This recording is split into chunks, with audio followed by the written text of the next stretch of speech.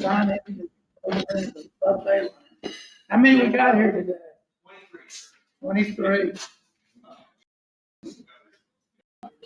We have a couple of guests. We'll introduce these guys here in a little bit. But birthdays and anniversaries. I know one guy who had a birthday yesterday here. There. Oh. Hi there. Birthdays this week. Jonathan Smith on August 29th. Whoa, I forgot about that one, yeah. When you stop, stop. Okay, good. Excellent. Happy birthday. Thank you. And then Ross Keller on August 30th. You're in the August. You're in August. I wonder if we did it. You guys get together and say It's July, huh? Your birthday is July. I was away last week. We'll celebrate it. You'll take it. I apologize profusely. I just want to see if you're listening. Thank you. I'm telling you, on August 29th and 30th, I will be ready. Who's PlayStation shop anyway? Christopher Jackson. There he is. How you feeling? Good. You look good. Like your legs, you look good there. Thank you. Guys in shorts, I really like that. That's gonna be the standard. Business casual. Are you checking? I couldn't help it. You know, I've always worried about making sure I use the dress code and I see the shorts. I thought, next week I'll wear a dress code and they keep still on. 17th continues to be July. Let's look at anniversaries to find everybody in August. Member anniversary. Allison Santiago on July 30th. Okay. And now that I've got my days clear, Michelle Barsley had a wedding anniversary on July 25th. Sorry about that. As you can tell, I've got some work to do. It's a lot of pressure. So I will be more prepared in the future. Sorry, President. Sorry. President. Well, Chris Jackson had a birthday yesterday. I saw it on Facebook. He just missed it. It was a leap year. I guess we'd be singing, but just missed out. But I do believe Buster's here for the first time this year. And I know there's more happy dollars than anybody can stand right now. I'm sure there are, aren't there? Everybody's wearing shorts. I just want to say, I'm going for the 25th Bobby Christian Club. It's called Bobby Light. The Bobby. Bobby Happy dollars. We got him. I know we got him. Yo, there you go.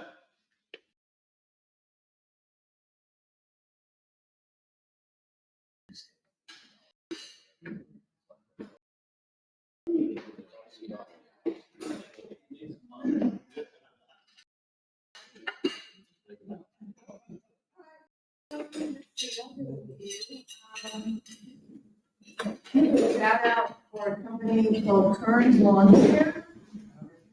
Know them, but if you're ever in need, I switched because my guy went sideways and people came and said they're not paying me, so I can't work there anymore. So I had 7 companies come to look at my yard because as a single white female, I'm going to get taken advantage of. I'm not careful.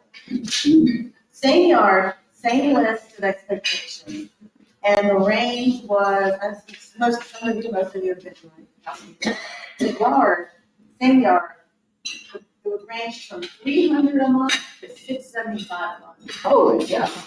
And the fund would range from $5 a bale to $20 a bale. One company wanted to charge me per hour per gardener. An absorbent amount. It was just really interesting.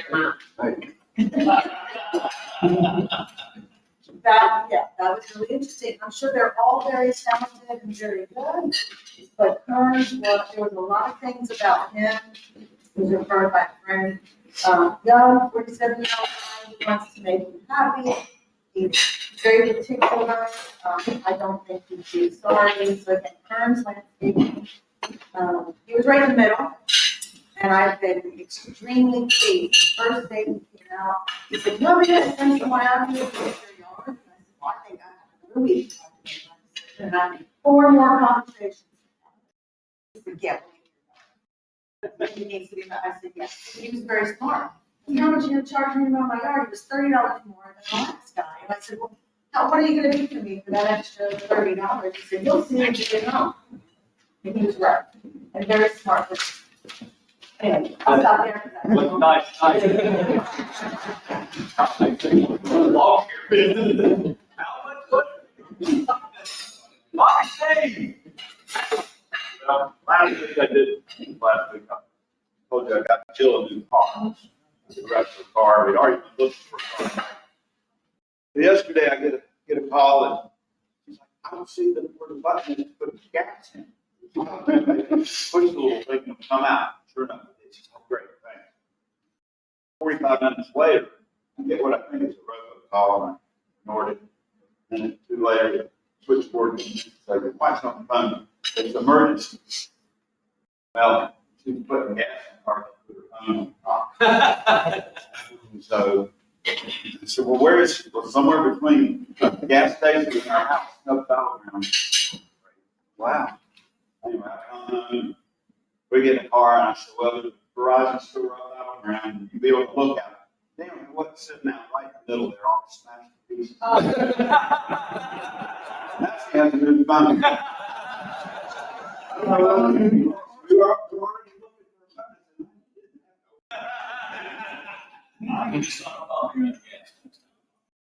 Hey, Bobby. Smack the one. Hey, I'm just so happy to be in the room with all of my favorite people. This is, I don't know, for those of you that I don't know, this is my first Rotary Club. And they taught me everything I know. I remember Chip even sitting with me because everybody kept talking about this district achievement stuff. And I thought, what in the world? And he literally went with me. He printed it out. We went over it line by line by line by line. He told me everything that needed to happen in order for us to be this fantastic club that you guys have. So just wanted to say thank you guys for teaching me all the flows of Rotary, and I absolutely love it. You learned it better than we did because you're the assistant district governor. We're just beyond Rotary. Well, so my, at Edward Jones, my customer satisfaction has been achieved. And we were fortunate, my branch office administrator, which is my assistant, and I recently received the top CI score for the region, as well as finishing in the top 5% of the top. So I'm very proud of that.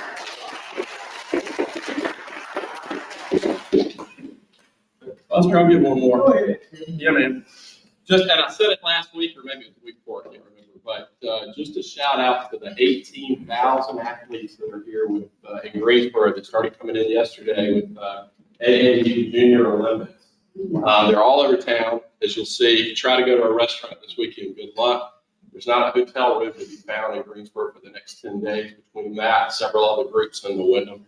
So huge economic impact. If you run into these families while you're out and about, thank them for being in Greensboro because they've chosen to come back twice and we're trying to get them to come back third. And they poll their members and say, how'd you like Greensboro? Do you want to go back there? So if you run into them, thank them for their business.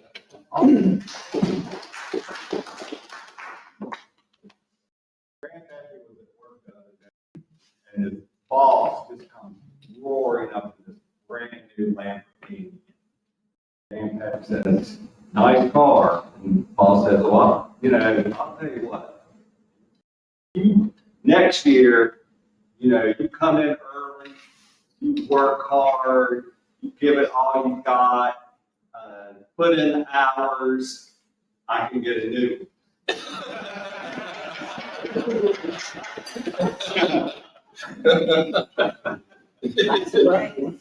Erica, I didn't forget you. I saw you. I was going to introduce you. Rick was getting breakfast. But Erica's Summit's past president, working in the district real close with us this year. So really good to see you again.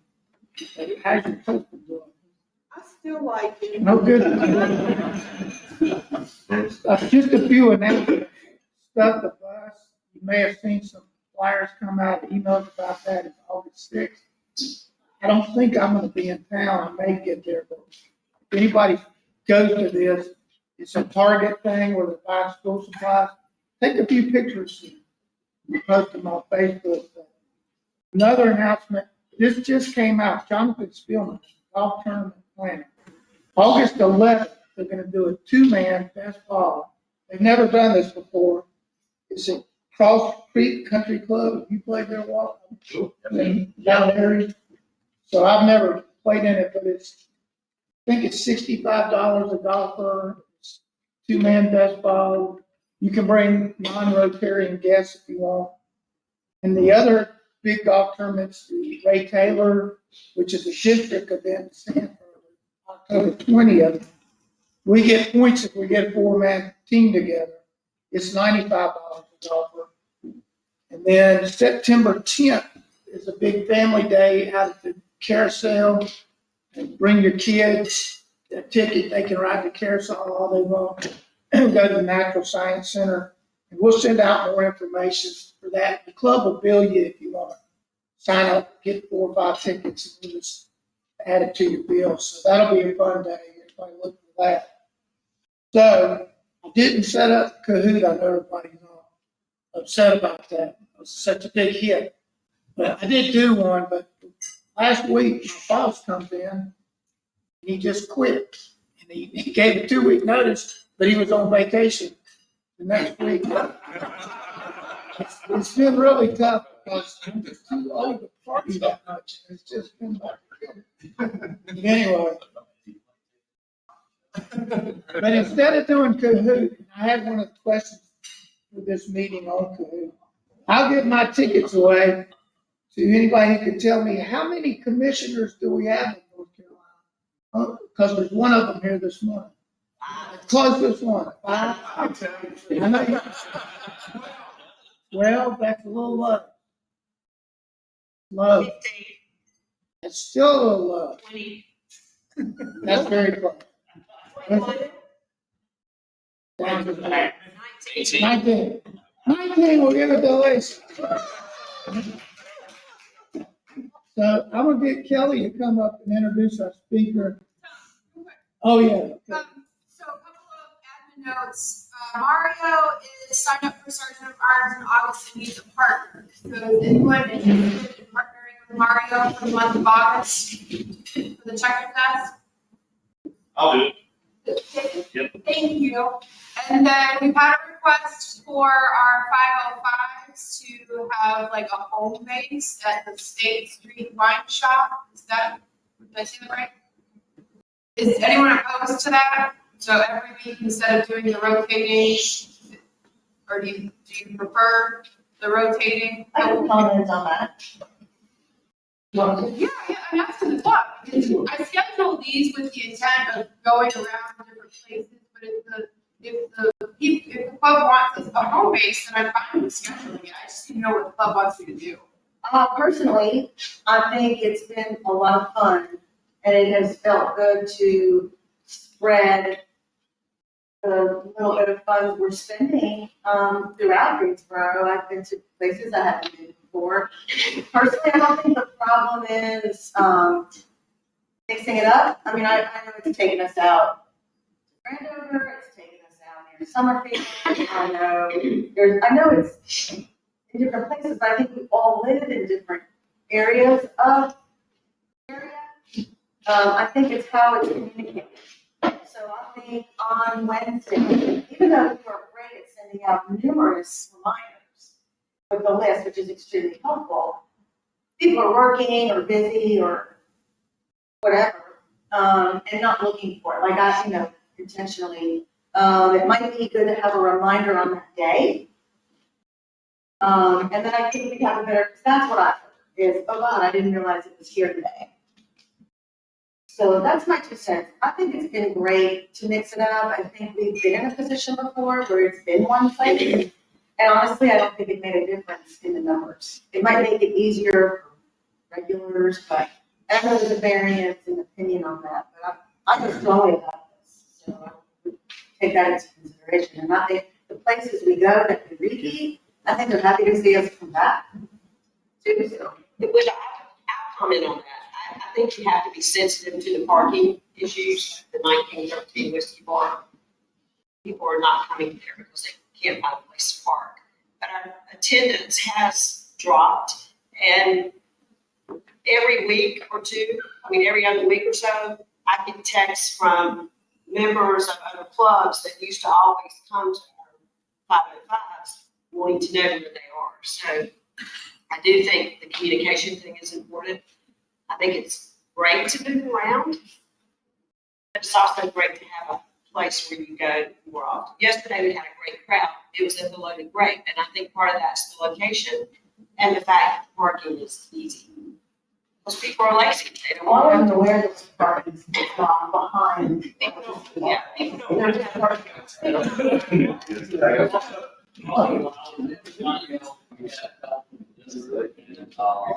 This is James. You put it out on Facebook, and we put it out on Facebook around 10:30 or 11. Something seen on Facebook. We bring James to the study. Put it out by 11 a.m. People could see it. And so that's what we did. And then we hit it again in the afternoon. And I need to share it. So, regardless of where it is, I'll be there and all I can do. But State Street Watch is a great place. And I'm happy to help with a reminder if you'll just get everybody, that's your choice. All right. Okay, we'll talk about that at the public assembly. We'll get the location. We're gonna bring our speaker up. Kelly's gonna introduce these guys. These guys manage over 2 million acres in North Carolina. And the big conservationists, I really appreciate what they do. I'm gonna give Lisa this. Great. Well, good morning, everybody. It is my pleasure to introduce a very good friend, Tom Berry. Many of you know him in a number of different capacities in Greensboro from a variety of things, but I'll just remind you of some of the things that Tom has been involved in, and we're also delighted to have with him as his guest, Officer Thompson, who serves as a wildlife officer here in Central North Carolina. Tom, you may know as his affiliation as CEO of Verico Fuels. He also is president of Gateco Oil Company and president of Bessemer Group. One of the things that I have always admired about Verico specifically is their partnership with News 2 during the winter months on their gift of warmth. And I think we've all seen those commercials and all the good that has been done through the gift of warmth. And I've always admired that, Tom, and appreciate that. Tom has been a volunteer and served on committees all through Greensboro and North Carolina. He's the past president of the North Carolina Petroleums and Convenience Marketers. He is the past chairman of the Guilford Merchants Association. His involvement in the outdoor is so numerous. He is a present wildlife commissioner, and that is what he is going to be speaking about today. He serves on the land use committee. Some of his accolades are the fact that he has been the governor's land conservationist of the year in 2017, past chairman of the North Carolina Wildlife Habitat Foundation, which we both serve on and have served on for 20 years or so, both past chairmen of that. And this club, as you know, has supported that effort for many, many years and all the good work that it does in the state of North Carolina. Tom's been recognized by John Morris as a significant contributor in the development of conservation in North Carolina. He has served on the North Carolina Wild Turkey Federation, Ducks Unlimited, Piedmont Land Conservancy, and continues to give his time to conservation efforts all through North Carolina. Tom is a graduate of University of North Carolina, Chapel Hill, go Eagles. and has a lovely family. His wife, Kim, has 3 children, Meredith, Will, and Dylan, and a granddaughter, Piper, right? Yes, sir. Yeah. Please welcome one of Greensboro's finest, Tom Berry.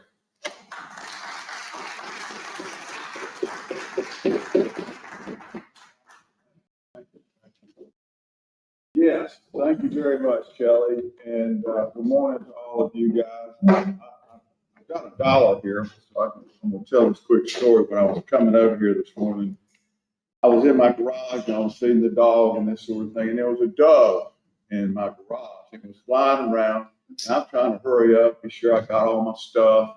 I was dropping papers on the floor. The dog was chasing the bird, and I was trying to I had a plastic brake. I was trying to get it done. I said, kill this daggone thing. I'm gonna have to report myself.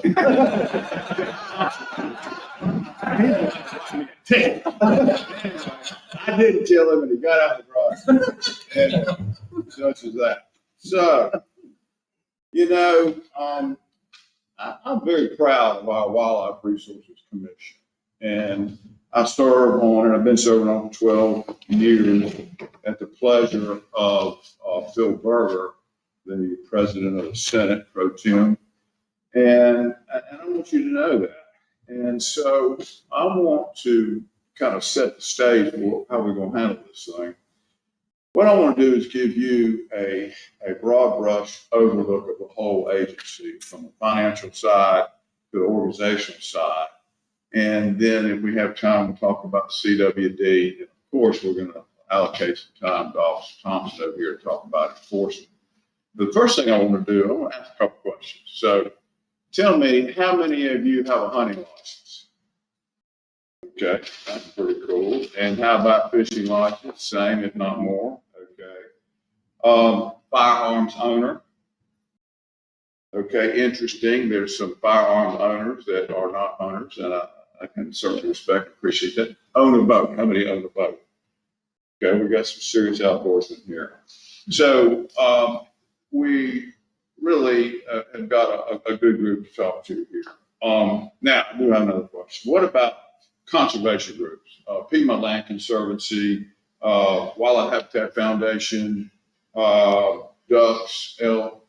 Okay, all right, good. All right. Now, so now we're going to get on with our presentation here, or the overview of the agency. And I think I'm going to start off by giving you a couple of interesting tidbits, just telling Kelly about this. So the revenue generated from hunting and fishing is pushing $4 billion for the state of North Carolina. And if you add all ACC basketball, football, it doesn't come close. So hold that thought. I mean, that to me, that's pretty interesting. So let's see here. One on the right.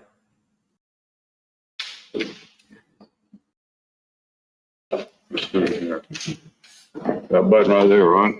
Yeah, I'm making sure it's turned on.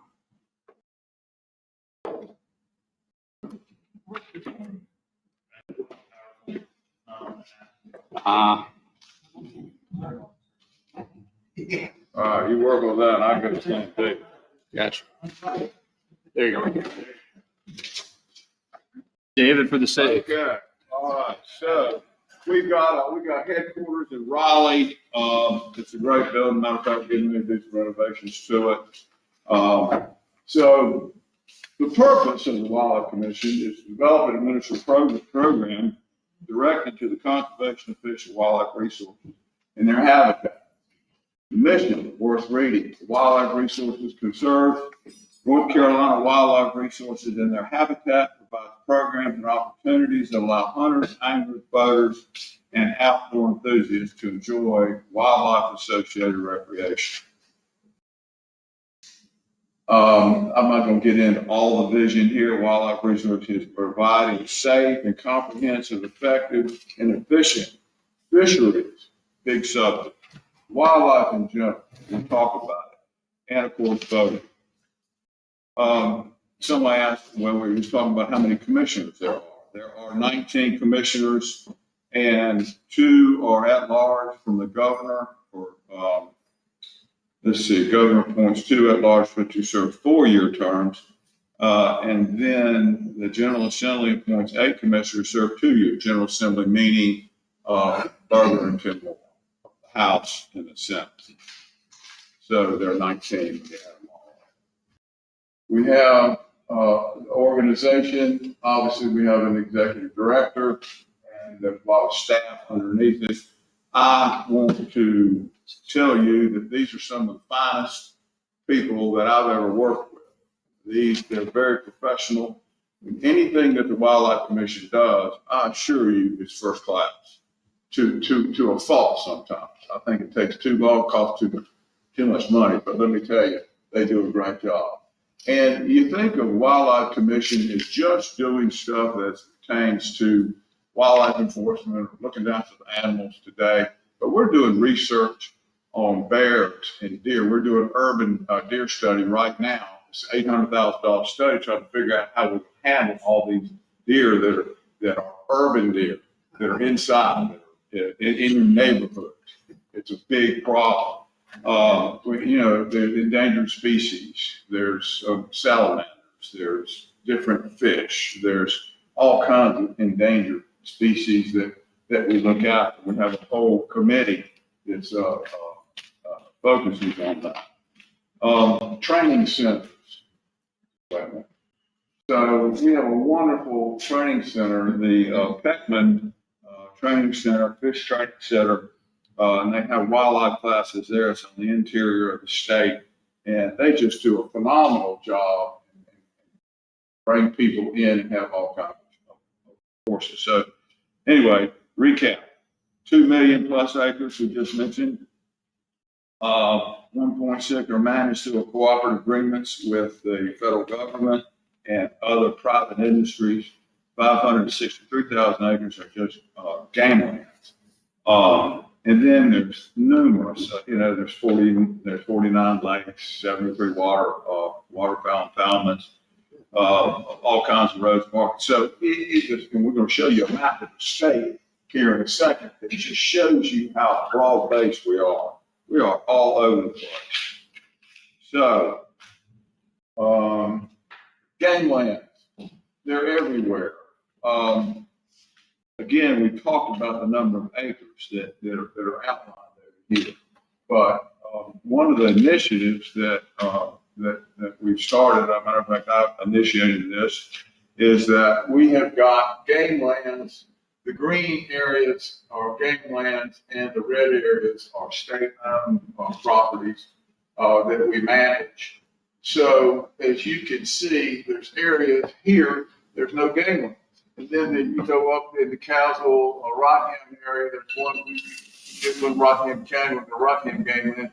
And then down in the Cleveland County area over in here, there's a void there. So we have got lots of conservation groups that are looking to fund purchases of land. So historically, we've been opportunistic.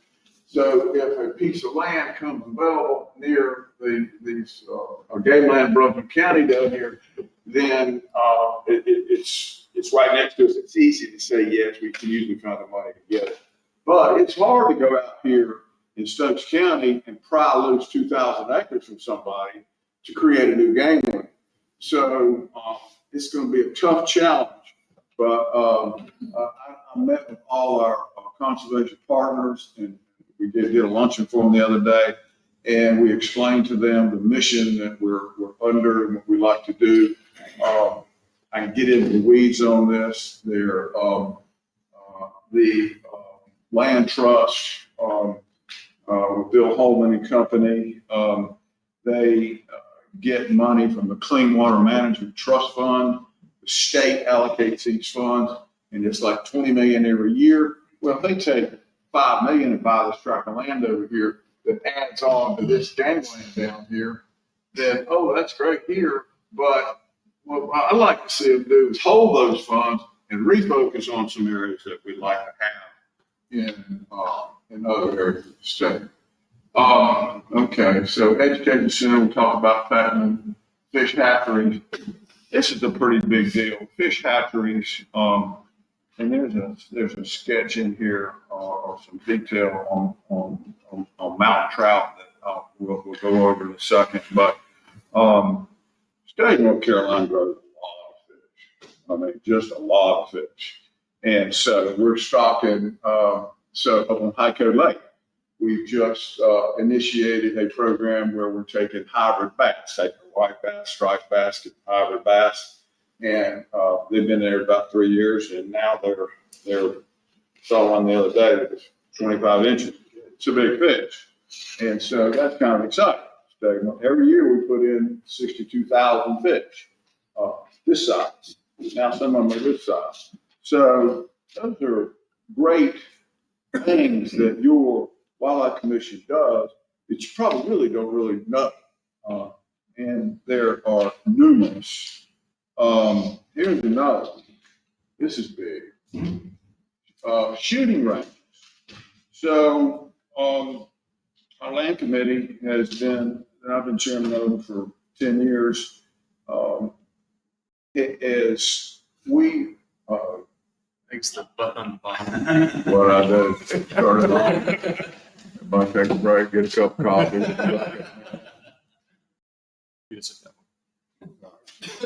All right, shooting ranges. This map, even if you can't see them, but what is it? The green, boom, and these proposed shooting ranges. So Pittman Robinson, now, has everybody heard the name Pittman Robinson? Okay, it's an excise tax that all hunting and fishing, I should say hunting, Daniel Johnson's fishing statute. Anyway, it's an excise tax, 10% guns and ammunition. And so, and what we spend the money on is managing game lands, managing different aspects of the agency. But one thing we have pledged to do is everybody's buying firearms. I mean, 10 years ago, you might have one in your house. Now you probably got three. You didn't have one and you got one. And there's nowhere to go shoot them. So we're trying to initiate new shooting ranges. And over the last 10 years, we have, I don't know how many that is, but it's about 12 proposed or in action now. Public fishing areas, we're big. You've seen our ramps. Our ramps are everywhere. And have you ever seen one that didn't look good or wasn't top notch? If it's not a public wildlife commission ramp, if it's all run down, we keep them in great shape. But look how many of them are in it. Look how much. All these local managed, these are fishing areas. I don't know which one of these is. I don't know that every one of them has a ramp, but most of them do. So, public voting access here. Again, this is what we're talking about. Now, here's the $100 million bill. So, appropriation, 10%. It's about 15 million, but 10% of that is about 10 million. But anyway, so hunting and fishing license. Federal funds, Pittman Robinson, 30%, big deal. If we didn't have Pittman Robinson, and we're attacking Pittman Robinson right now by some legislators out of Georgia, it's a whole nother subject. But we didn't have Pittman Robinson, this whole diagram would collapse. We wouldn't have the game lands, we wouldn't have the fund enforcement. We would have to end up paying it out of our pocket. The tax would go up. Just, if you want to maintain what we got now, it go up. Expenditures, I'm not going to get into all this. If you want to jot down, you want to talk about any of these when we get finished, we'll do it.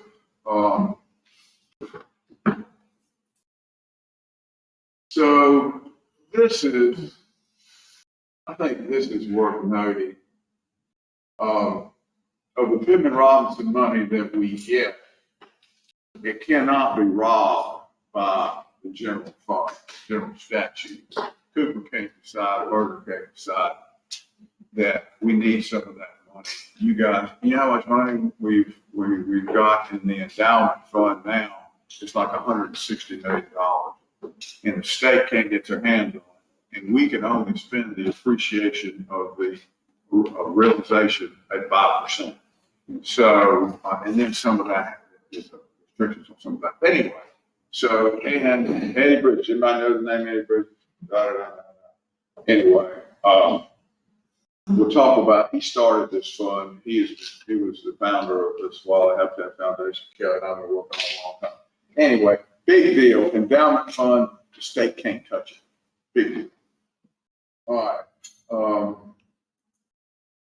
right. Just interesting information. Let's see here.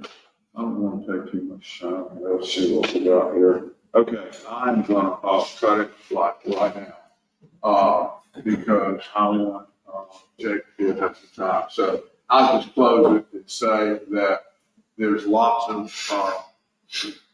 interesting things the commission does. We want you to know about it. Yeah, afterwards you got any questions, let me know. But Jake Thompson over here, he is from the enforcement side.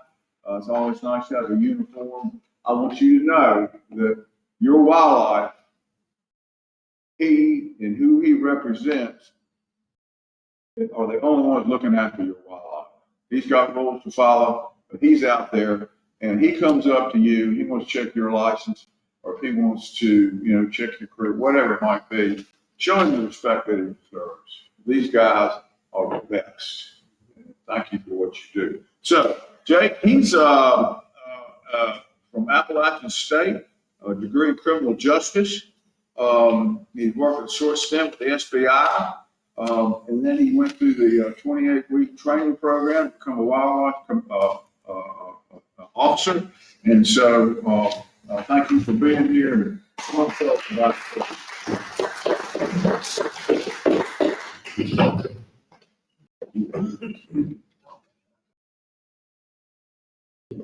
All right. Well, I appreciate y'all having me.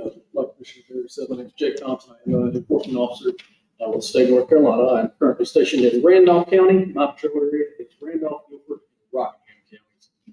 It's a big area of land from the small pottery town of Seagrove straight north to the Virginia state line. I also regularly work Chatham County just because Jordan Lake this time of year just stays back with all the folks, Cary, Apex, Raleigh, and they need all the help they can get. So I'm regularly in 4 different counties, but I just kind of want to talk a little bit about what it is I do, why I think it's important, and how I came to do it.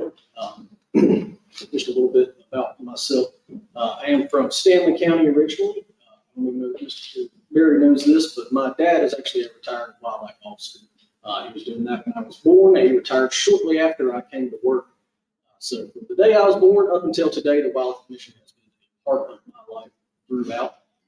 And I want to do this job not just because it's what Dad did, but because I learned through the years how important it is. I spent a lot of my time with wildlife officers while I was growing up, and especially once I got to high school and college and was trying to figure out what I want to do with my life. I regularly asked them, well, why do you do this? Why do you like this job? And, or what would you do if you weren't doing this? And a lot of times they do not have a good answer. Because our job, it can be tough. It can be very stressful at times, but I wouldn't trade it for anything. We've got a whole lot of freedom.